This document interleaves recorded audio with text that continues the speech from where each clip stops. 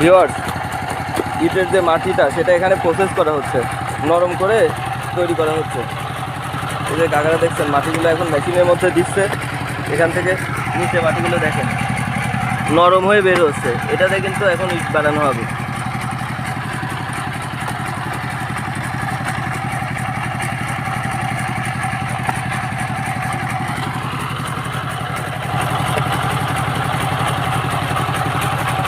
এই মাটিগুলো মূলত এঁটেল মাটি যেটা বলে,